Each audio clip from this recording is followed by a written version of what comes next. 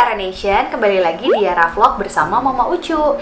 Nah, aku mau tanya dong untuk moms kalian di rumah, siapa sih yang berkesulitan atau berkendala untuk mengajak anak-anak kalian di rumah melakukan homeschooling secara disiplin? Siapa? Ayo!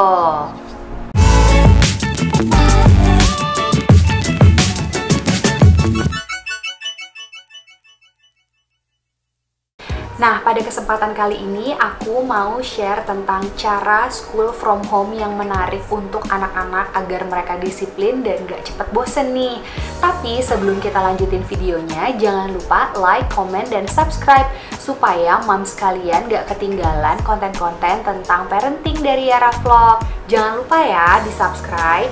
Nah, dalam pandemi seperti ini, pasti banyak banget moms di rumah yang mengalami atau diharuskan dari sekolah anak-anak untuk melakukan homeschooling atau online school dari rumah. Di sini peran orang tua sangat dibutuhkan. Kenapa? Karena anak-anak kadang-kadang nggak bisa disiplin, kadang-kadang anak-anak mudah jenuh, kadang-kadang anak-anak bosen banget. Dan mereka juga nggak bisa kemana-mana anyway. Nah, disinilah adalah peran penting dari mom semuanya untuk mengencourage anak-anak. That's why aku rasa kayaknya penting banget aku mau share ke moms kalian tentang gimana cara school from home untuk anak agar lebih optimal.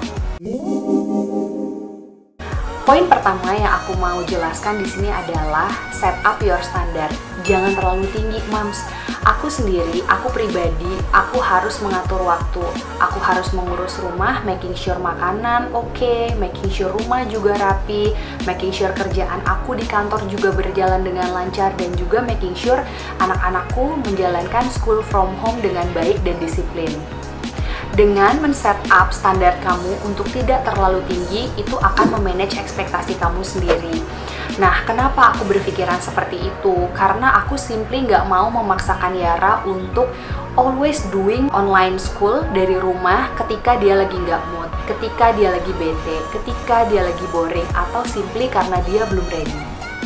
Ketika moms di rumah men-set up ekspektasi yang terlalu tinggi, dan ketika anak-anak failed untuk mendeliver ekspektasi dari mom sekalian, yang ada mamanya bisa stres.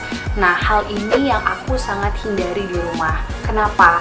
Ibu adalah tombak dari happiness di rumah.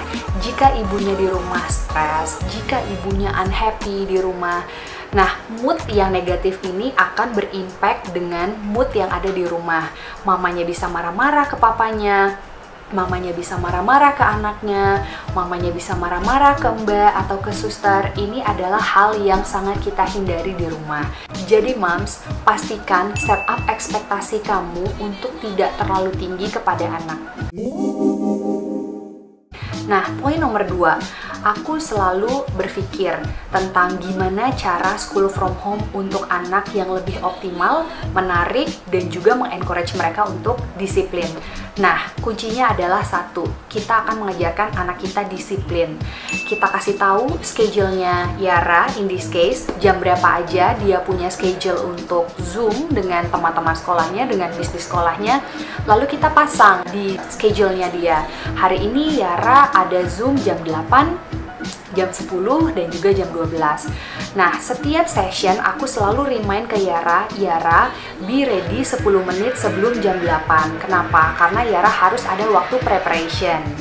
Mengajak anak untuk disiplin bisa dimulai dari men-set up alarm di handphone atau di smartphone kita yang bisa dikasih tahu atau diinfokan kepada anak-anak.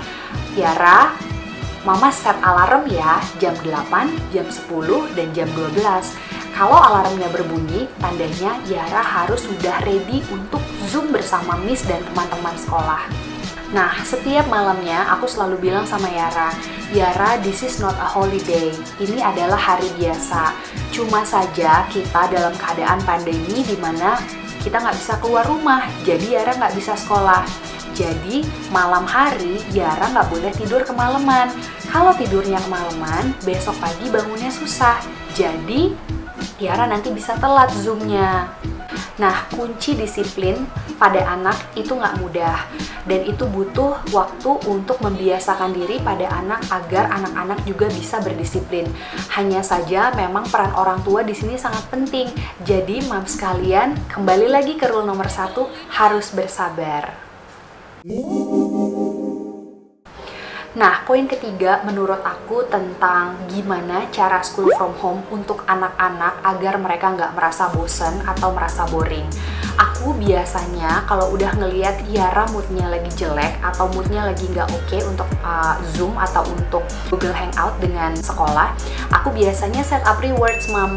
Jadi aku bilang sama Yara, Yara, nanti kalau udah selesai Zoom-nya, nanti Mama kasih candy ya. Atau, Yara, nanti kalau udah selesai Zoom-nya, boleh deh makan puding atau makan es krim. Anything that she likes, itu aku biasakan untuk menjadi reward. Nah, biasanya hal-hal seperti ini aku juga saling melihat dengan kondisinya Yara. Kenapa? Kadang-kadang kalau dia masih bisa dipancing dengan rewards, that's good. Berarti dia akan melakukan Zoom dan dia akan stick to the schedule dan juga plan. Tetapi kalau memang dia sudah nggak mempan lagi untuk dikasih rewards, tandanya anak ini benar-benar exhausted dan aku akan stop di sana. Aku nggak akan push, aku nggak akan memaksa. I let her untuk do what she wants at that time. Prinsipnya, moms, nggak harus setiap saat, setiap waktu mereka melakukan apa yang kita instruct, apa yang kita suruh. Tetapi, it's good for her atau him untuk anak-anak belajar untuk stick dan bertanggung jawab dengan sekolah dan apapun yang mereka pilih. Jadi, kembali lagi ke rule nomor 1, set up kesabaran ya, moms. Nah, aku biasanya juga tipe orang tua yang memberikan kebebasan ke Yara. Dalam satu hari, Yara boleh punya list untuk telepon teman-temannya atau video call teman-temannya. Karena mereka pasti pada kangen untuk ketemu lagi. Nah, ketika mereka teleponan, grup video call dari WhatsApp atau dari Zoom, itu mereka kan akan berinteraksi satu sama lain. Nah, ketika mereka punya engagement atau punya attachment dengan teman yang lain, aku biasa ingetin sama Yara kalau dia udah mulai bosen, Kak, nanti ketemu loh sama teman-teman kakak ya di Zoom. Kakaknya bisa ketemu juga sama si A, si B, si C, jadi nggak bosen. Karena pada intinya, Zoom itu buat aku selain untuk belajar, tapi itu adalah tools di mana Yara difasilitasi oleh sekolah untuk catch up sama teman-temannya. Nah, tips terakhir dari aku yang selalu aku lakukan tentang gimana cara school from home untuk Yara yang nggak membosankan. Ketika Zoom atau ketika Google Hangout dengan teman-teman sekolahnya atau dengan Miss untuk belajar, biasanya aku selalu menyediakan kertas kosong, pulpen, tempat pensil, krayon atau spidol atau pensil warna di sebelahnya Yara. Kenapa? Ketika dia lagi bosen atau ketika Miss-nya lagi menjelaskan, aku nggak paksa Yara untuk 100% dengerin Miss. Pay attention 100% aku enggak. Yang penting dia duduk di sana, mendengarkan jika mampu, jika dia suka, jika dia mau. Selebihnya, dia bisa gambar-gambar, dia bisa tulis-tulis, atau dia bisa mewarnai. Ditambah lagi, aku biasanya kasih makanan kesukaannya Yara, atau snacks kesukaannya Yara di sampingnya. Jadi kalau dia bosan di tengah-tengah, dia bisa langsung cemil-cemil.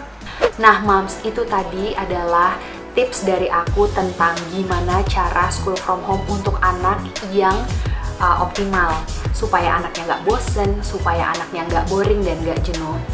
Tapi again moms, aku mau ingetin untuk moms di luar sana sekalian, jangan terlalu memaksakan kehendak dan jangan terlalu set up ekspektasi yang terlalu tinggi. Karena at the end of the day, ketika anaknya boring, sometimes kita harus mengikuti mood si anak dan kita nggak boleh terlalu memaksakan kehendak kita.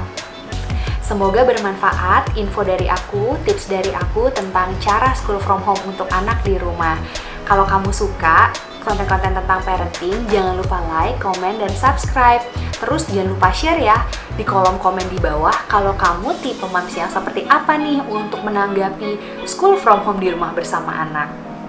Nonton terus videonya ya, bye!